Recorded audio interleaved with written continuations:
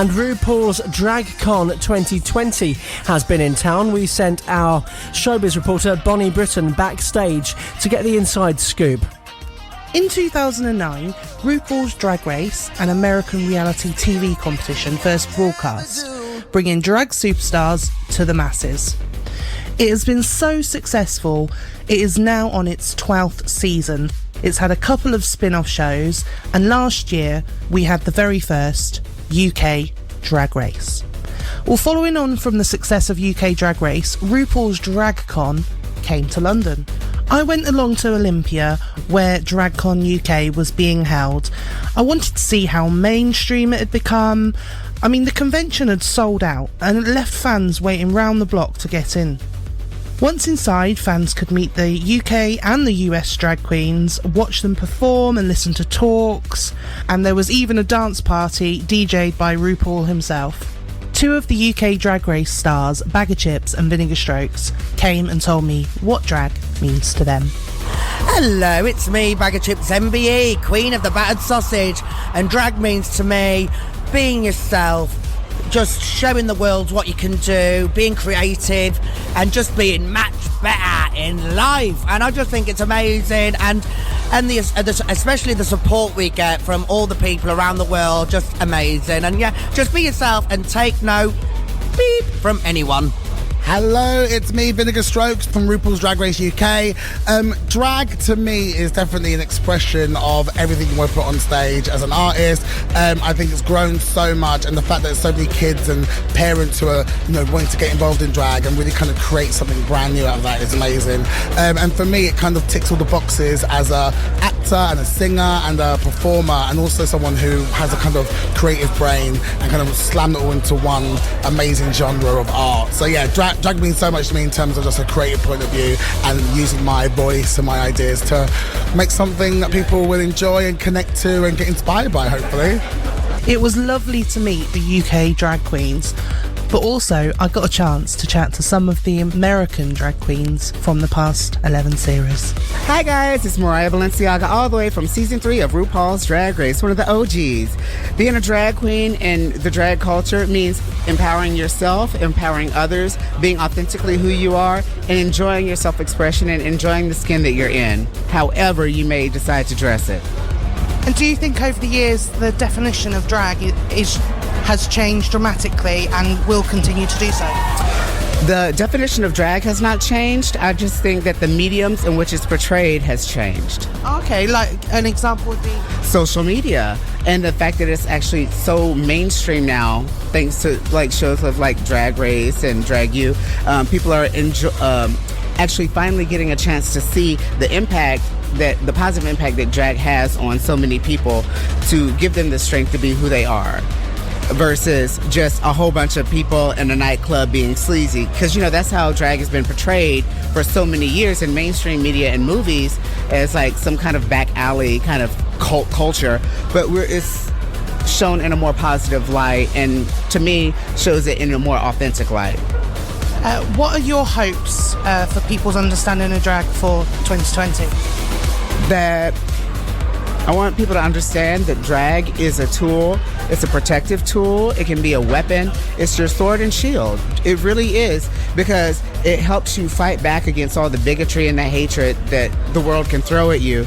And then it also is your weapon to just like kind of fight through life and fight through the other struggles that, may come your way. Because if you can walk down the street in a rural neighborhood and have your head held high in some heels and some lovely garments and not worry about it, you can get through anything. That's great. Oh, it's lovely to meet you. Pleasure is all mine. Hey everybody, it's me, Miz Cracker. I'm here at RuPaul's DragCon London, at the very first. And for me, drag means taking something inside of yourself and bringing it out. And what was your first experience of drag? My first experience with drag was in broad daylight, doing drag with Bob the Drag Queen in Times Square, and we were doing a demonstration for marriage equality. Wow, okay. And do you think there's any fundamental differences between American drag queens and the drag scene in the UK? Yes, there's a huge difference because until now, I don't think that British drag queens, UK and Ireland drag queens have expected to be superstars because they didn't have access. So they were doing it for its own sake. Which makes it much more beautiful, I think, than American drag. And so my advice to British and Irish drag queens is keep that in mind. You know, make sure that you do it for its own sake, not for the television, if that makes sense. Yeah. And you've got your own show coming up over here, right? Yes, I do. Palladium, do you want to tell everyone about it?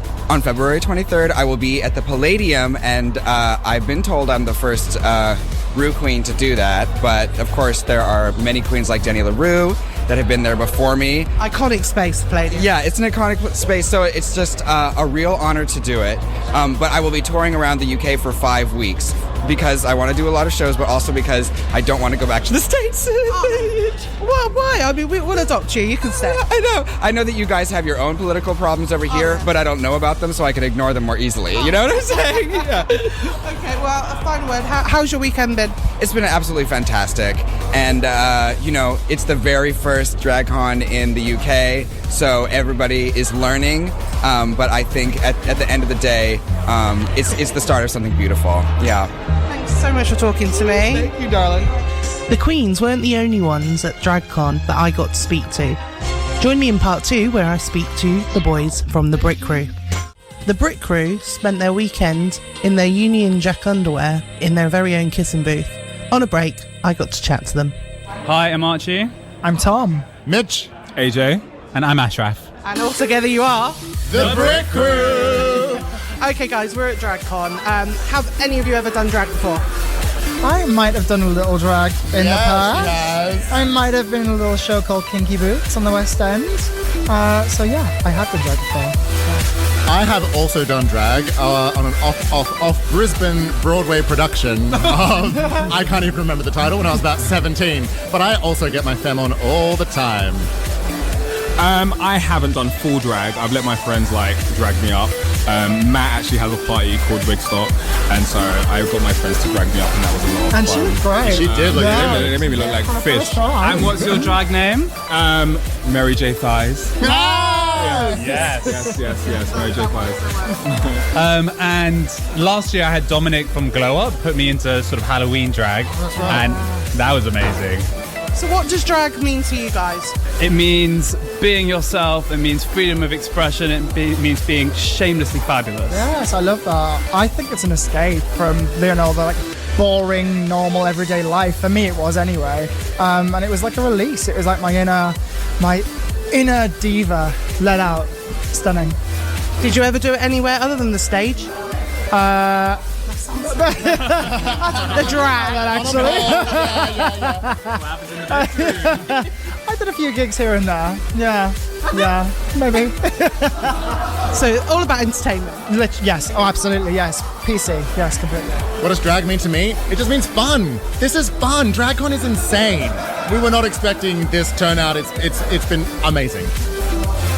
Drag to me is performance art, through and through. So I love art, and through being on Drag Race and just watching drag shows, I've seen such a big spectrum of the different types of drag there are. So to me, it's all just encompassing performance art. For me, it's all about entertainment. It's all about adding 110% and just being larger than life and expression. Take it. And slaying a lip sync. Yes, we love a lip sync, us Brit Crew boys. See, I'm with the queens that can sing because I'm all about the British version. Yes, Tom can sing. Check out our Instagram. You should check out my Instagram. You should. And Tell everyone where. It's at Tom Scanlon on Instagram. And I put up a video for the first time the day of me singing it. It's gone really well. yes. I wasn't going to post it, but I did, and I'm glad I did. So you're confident to walk around in your pants, which you all are, but putting a song out was a big deal for you. Yeah, because I think that when you're hiding behind this for me is it's a character. Yeah. So when I'm in this, I'm not being myself. I'm confident, because at the end of the, all I'm doing is kind of modeling, I guess. But when it's something like singing, it's that is yourself, and that is it's kind of like when you do like this right now, an interview. It's so nerve-wracking because you are having to be yourself. You're not playing someone else. I find it so much easier to escape myself and play a different person than it is to actually be myself. Do you think if you had the makeup on of a drag queen, you would behave differently in an interview? Completely, yeah, completely. Yeah. Do you think it's a split personality or your real self? I think it's more of like a... it's the drag is more of like a confidence booster. I think you have something to hide behind. That makeup isn't just makeup, it's a mask that just completely hides who you really are, and it not hides who you really are, hides who you are, but lets out kind of like an inner personality that doesn't normally come out. I think it allows you to access parts of your personality that are there, that are perhaps inhibited by how you feel you should be in everyday life. So I think that everyone draws on like something that is very like deep inside them, but drag allows it to be expressed in a way that it wouldn't be without drag. It's been so interesting finding out what drag means to all of these guys. Join me in part 3 when I speak to Tina Barrett from S Club 7 and Jaymi Hensley from Union J. Yeah, we're back with our showbiz reporter Bonnie Britton, who's at the Olympia for RuPaul's DragCon 2020. Also attending DragCon UK were music stars Tina Barrett, formerly of S Club 7, and Jaymi Hensley, formerly of Union J. Hi, I'm Jaymi Hensley, and drag is for me just expressing yourself and having that moment to live that fantasy that everyone has in their bedroom, putting it out in the real world and living your truth through somebody else. I think it's really important to just dress up and be that person you want to be. So over your lifetime, the definition of drag seems to keep evolving as humanity is. What is the most dramatic change? I think for me it's just how in the forefront of the media it is now. I think that's the biggest change for me, is that it's now being accepted by all people from different communities and different walks of life, and it's not now seen as something that just gay people do. You've got people like Scaredy Cat, who is bisexual or was straight, as was on the show, coming out and showing that you don't just have to be part of the LGBT community to do drag. It's just an expression of art and music and performance, which is important, that it isn't just tucked away in a gay bar somewhere in a backstreet bar. It's there for the whole world to see that this is just such a fabulous thing, and it's not your generic blonde wig glittery dress that it used to be 10-15 years ago. Drag is, like RuPaul says, everybody's in drag. We're all born naked, the rest is drag, and that's what's so important, is showing people that even if you get up and you put a suit on to go to work, that's your drag. Like, it's putting that person you want to perceive to the world out there in the forefront and living your truth. So, I mean, when you look up in dictionaries, it still says drag was used for dressed as a girl. Yeah. What do you think the dictionary definition should be now of drag?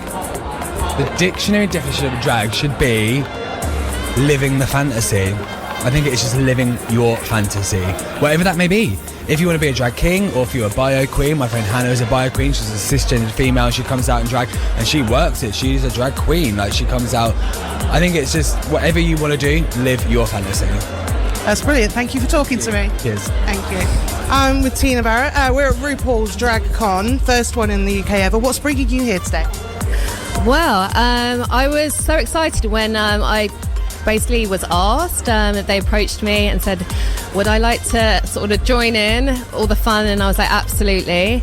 And I've actually got a single out today too, which I'm performing later on. So yeah, I just feel really honoured to be here.